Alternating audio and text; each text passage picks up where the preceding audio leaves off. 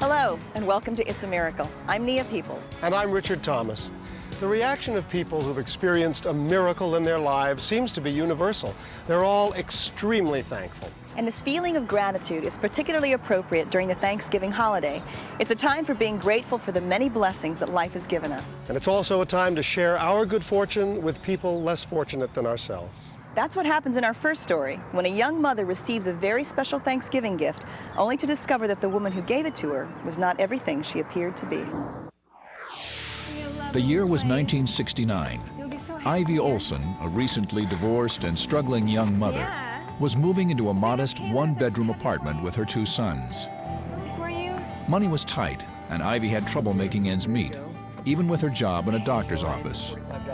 Her situation became particularly troubling during the holidays. One of the hardest Thanksgivings I ever have had was Thanksgiving after I was divorced. Waking up for Thanksgiving, realizing that nobody had invited us to their home. The only food we had in the home were 3 hot dogs, and it was an overwhelming feeling of what have I gotten into, and how am I going to get out of this? I was down. I really felt despair.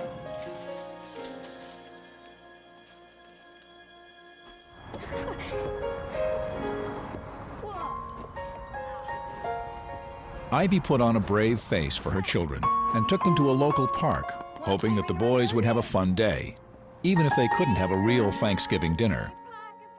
Coming back from our little picnic, though, I can remember the boys saying, "Mom, we're so hungry." And I knew there was absolutely no money, no food, nothing.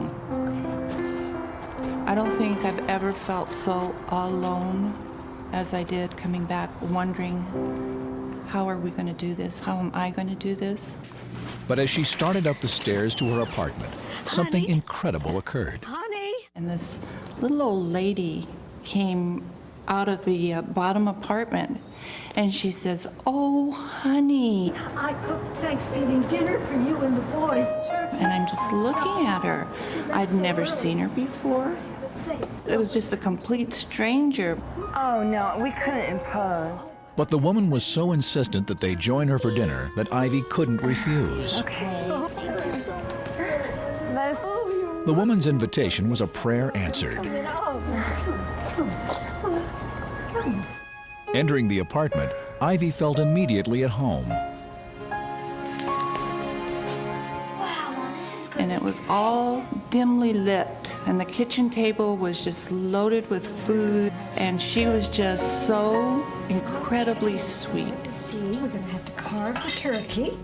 Her presence was like electricity.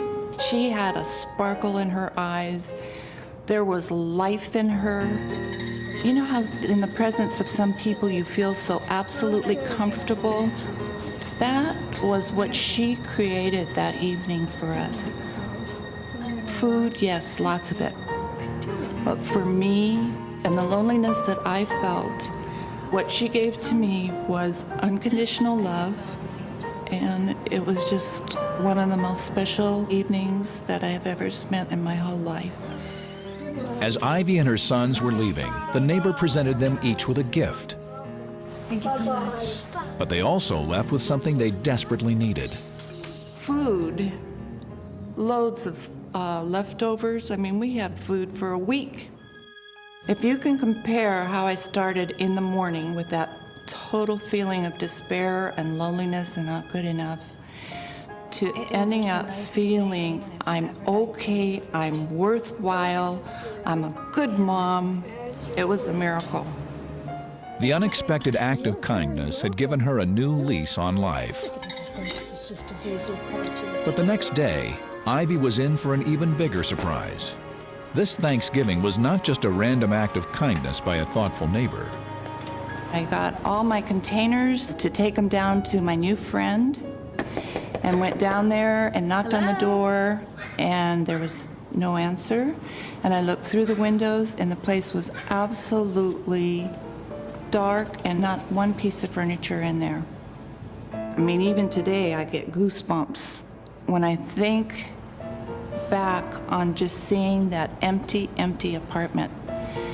And it was like, uh-oh, something's going on here. Shocked and confused, Ivy immediately contacted the apartment manager.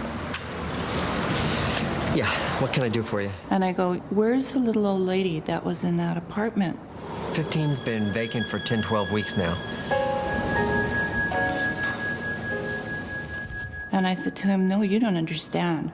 I had dinner there last night, Thanksgiving dinner. And he gave me this weird look, like maybe I should be in an institution or a hospital. Ivy, are you feeling okay? And I can remember just looking at him, absolutely knowing that a miracle had happened in my life. And I just thanked him, turned around, and walked up those steps to my apartment. Oh, honey, I cooked Thanksgiving dinner for you and the boys, but... As she returned to her home, Ivy began going over the events of the previous evening in her mind. And suddenly she realized the woman had known personal things about her that she couldn't possibly have known, like her favorite food. Potato salad? And the fact that she worked in a doctor's office. Do you like your job at the doctor's office? Yeah. How'd you know? Oh, I just know. I often wonder why I didn't pick up at the actual dinner that this was an angel. Well, we're gonna have some good food. I think one of the most important things about my dinner with an angel is that out of my 57 years of living on this earth, that 1.5 hours of being loved unconditional has changed my life so drastically. Can you imagine what it would be like if us earth angels gave some of that unconditional love away? It can make a total difference. Thank you so much.